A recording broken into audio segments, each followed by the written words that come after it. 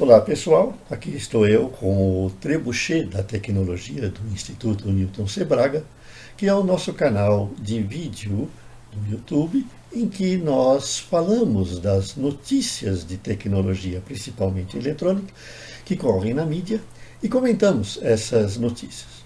Comentamos de uma forma técnica, uma forma mais apropriada para os nossos seguidores, que são do ramo técnicos, professores, engenheiros, pesquisadores e também aqueles que têm um conhecimentozinho básico e desejam ir além.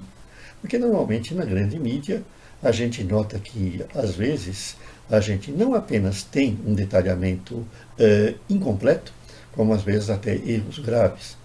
Ontem mesmo nós assistimos um filme no canal de vídeo muito importante em que se tratava da vida do Tesla, né? E haviam diversos erros conceituais, né?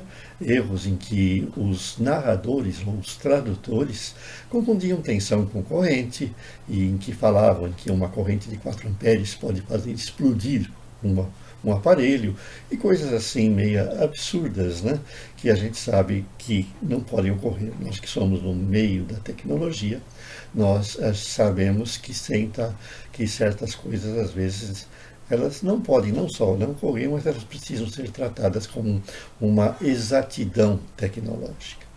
Pois bem, nosso assunto hoje é o caminho que nós estamos tomando para uma eletrônica quântica. Cada vez mais componentes novos, utilizando princípios da eletrônica quântica, estão surgindo. Veja uma coisa, a eletrônica quântica, na realidade, ela não está surgindo apenas agora nos componentes, ela está sendo utilizada agora.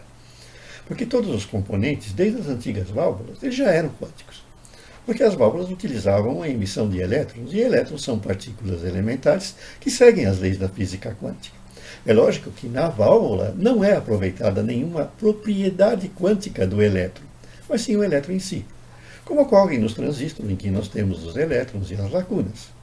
As propriedades quânticas passaram a ser usadas na eletrônica a partir do diodo túrio e do diodo de Esaq, porque aí a gente já começou a aproveitar já um fenômeno quântico, que é o tunelamento.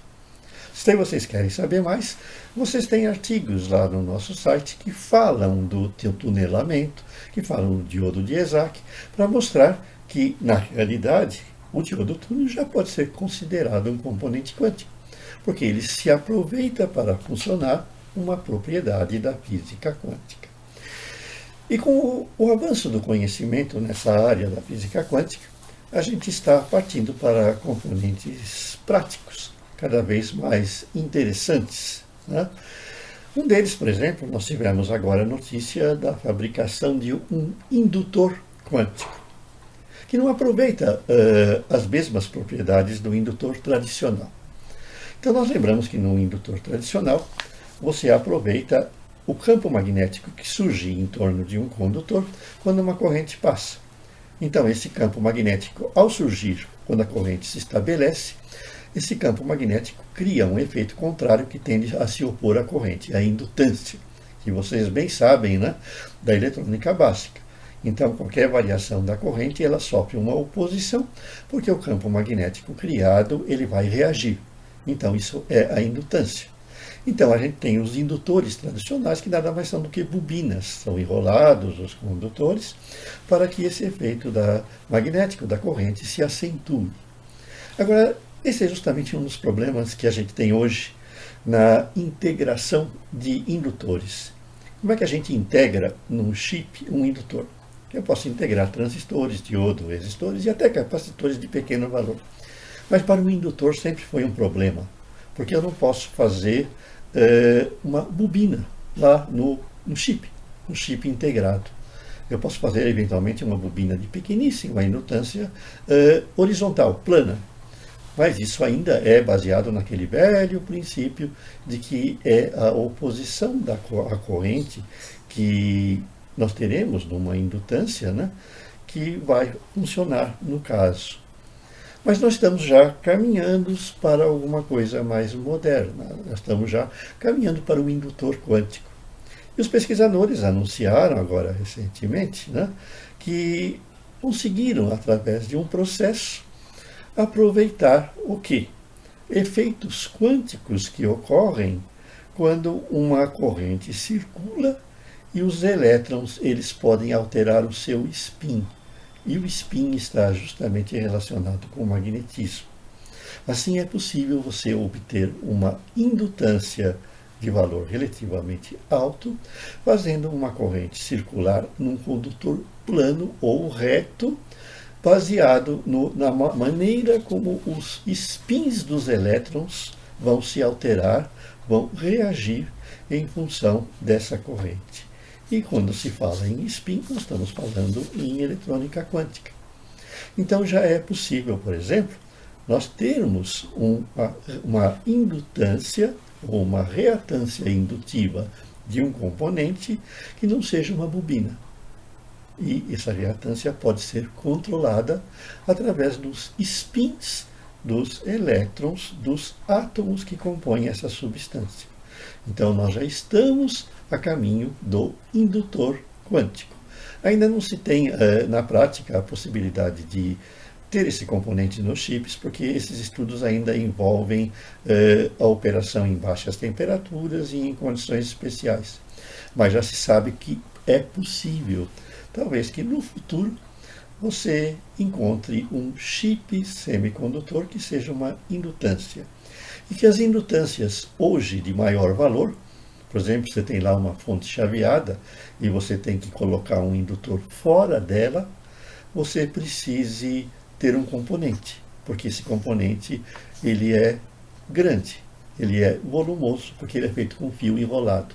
Talvez no futuro esse indutor, essa indutância, seja integrada no chip, através de um indutor quântico. Vai ser uma maravilha, nós estamos caminhando para coisas que não existiam antes, né? Nós vamos ter que logo olhar nos catálogos dos fabricantes a possibilidade de se trabalhar com indutores quânticos. E também estamos indo dentro da eletrônica quântica a possibilidade de fazer componentes cada vez menores integrados num chip. E a Samsung, numa notícia, ela anunciou agora recentemente que ela está fabricando já transistores com uma tecnologia de 3 nanômetros. O que é isso? É uma tecnologia que permite integrar componentes extremamente pequenos no chip. Eles vão trabalhar com FinFETs, ou transistores de efeito de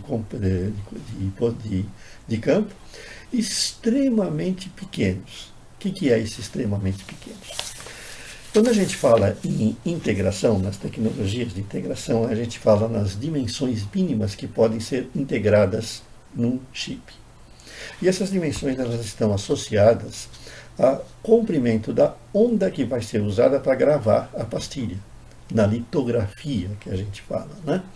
Então, por exemplo, se eu uso luz visível, a luz visível tem um comprimento de onda relativamente grande, então eu não posso gravar detalhes muito pequenos, porque a luz, ao comprimento de onda de uma radiação, ele tem que ser sempre menor do que a do objeto que ele vai incidir, para que você veja o objeto. Por exemplo, se você fizer incidir uma luz de 1 micrômetro num objeto que tem 1 nanômetro, o objeto é 1000 vezes menor. Então a luz passa através dele. Você não pode gravar num chip um detalhe de 1 nanômetro usando uma luz que tenha 1 micro, certo? Um micrômetro de comprimento de onda, porque ela passa através dele. Então, quanto menor o detalhe que você vai gravar no chip, na litografia, menor é o comprimento de onda que você tem que usar. Assim a gente parte lá nos anos 71 até, vamos dizer, 85, dos comprimentos de onda de 1 micro até, vamos dizer, 800 nanômetros, né? Em que a gente gravava os detalhes nos chips, e esses detalhes permitiam a colaboração de poucos componentes no chip, estava limitado. Mas com o tempo isso foi mudando. Então já passou-se a usar a tecnologia do ultravioleta, depois veio a tecnologia do raio-x, né? E nós chegamos hoje até a tecnologia do raio gama, que, ao que parece, seria, vamos dizer, o limite para que a gente gravasse detalhes nos componentes. Mas não é não, cada vez mais a gente está conseguindo explorar, né, raios gama e eventualmente a gente vai poder fazer a gravação de chip com raios cósmicos, né? É lógico, produzidos artificialmente, e aí os detalhes serão extremamente pequenos, tendo por limite o próprio átomo, certo? Na hora que você tiver uma radiação menor do que o próprio átomo, você não vai conseguir gravar detalhes menor que o átomo, porque ele é o limite, né? E nós estamos chegando a esse limite. A lei de Moore, ela fala, né, que o número de componentes que a gente pode gravar num chip, ele vai diminuindo, ele vai aumentando ano a ano, porque nós vamos conseguindo colocar mais chips mais transistores dentro de um chip. Vai aumentar a quantidade de chips porque eles podem ser menores. Mas vai chegar um limite. Esse limite, a lei de Moore disse que quando isso chegar, acabou. A gente não pode obter maior integração. Mas, na realidade, nós estamos vendo que pode sim, porque aí nós estamos trabalhando já para aqueles processos quânticos, né? Que, de repente, você vai poder ter o transistor quântico, né? Você não vai precisar do átomo em si, de átomos em si, para montar um transistor. Você vai montar as estruturas com os elétrons de um átomo. Essa é uma coisa que a gente não sabe muito bem como é que vai ser, né? Mas talvez seja o próximo passo da eletrônica quântica, né?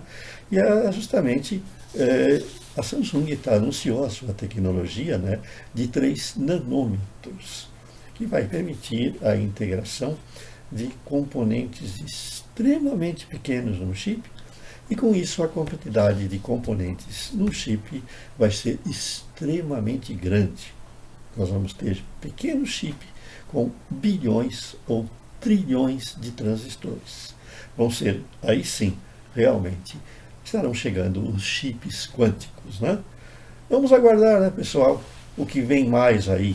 Logo, logo, no seu curso de formação de técnico ou engenheiro eletrônico, você vai precisar aprender a física quântica para poder saber manusear esses novos componentes maravilhosos que estão surgindo aí. Por enquanto é só, pessoal.